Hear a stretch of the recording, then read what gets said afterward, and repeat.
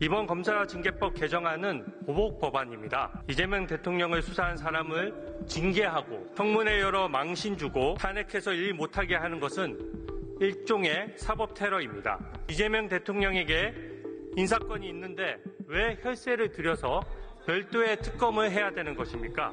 민주당이 나라 곳간을 맡았는데 이렇게 국민 세금을 낭비해서는 안 됩니다. 특검 단 한 건의 비용만 민주당 추산 155억 원입니다.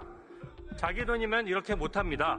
이재명 대통령은 하던 재판도 멈추고 다른 사람들은 검찰, 경찰, 공수처, 특검 수사까지 연속으로 받으라는 것은 형평에 어긋납니다. 대법관 30명 증언안도 정말 황당합니다. 사건 수가 줄어드는데 왜 대법관만 연간 수백억 원을 들여서 증언을 합니까? 오늘 이화영 경기부지사의 대북 800만 불 사건이 대법원에서 유죄로 확정됐습니다.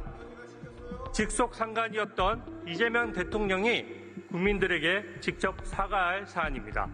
오늘 이화영 유죄는 문재인 정부에서 임명된 오경미 대법관조차 동의한 내용입니다.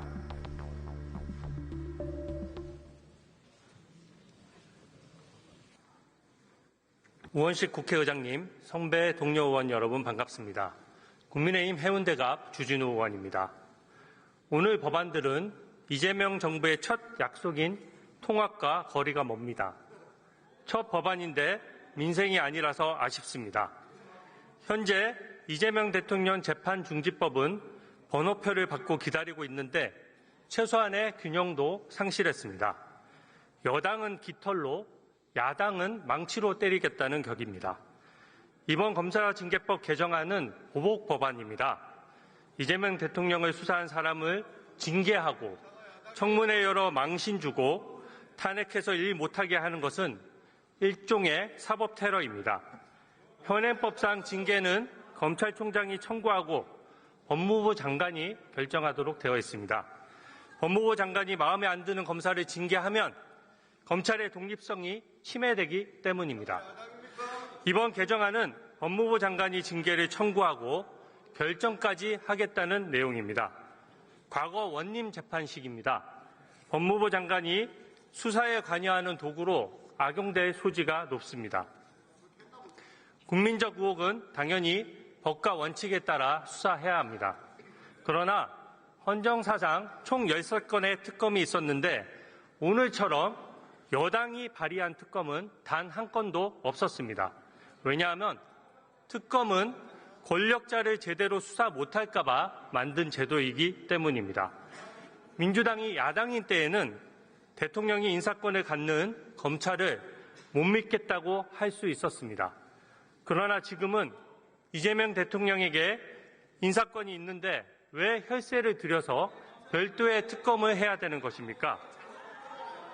민주당이 나라 곳간을 맡았는데 이렇게 국민 세금을 낭비해서는 안 됩니다. 특검 단 한 건의 비용만 민주당 추산 155억 원입니다.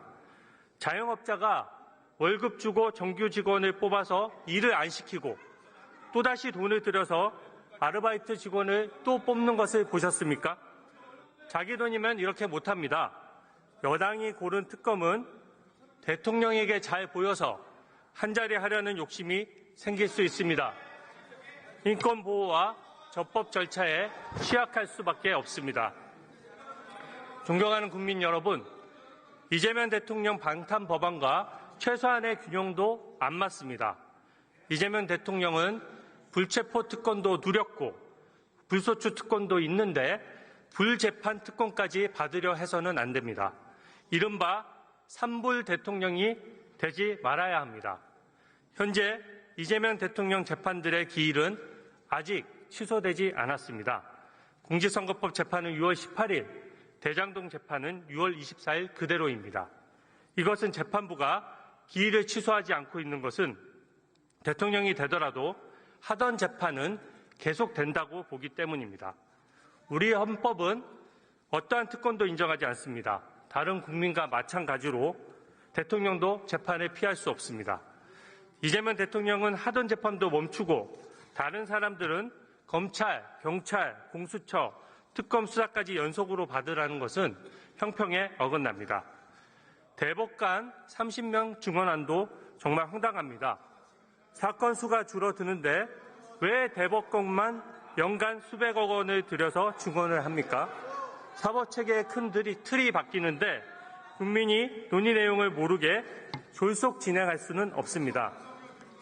오늘 이화영 경기부지사의 대북 800만 불 사건이 대법원에서 유죄로 확정됐습니다. 직속 상관이었던 이재명 대통령이 국민들에게 직접 사과할 사안입니다.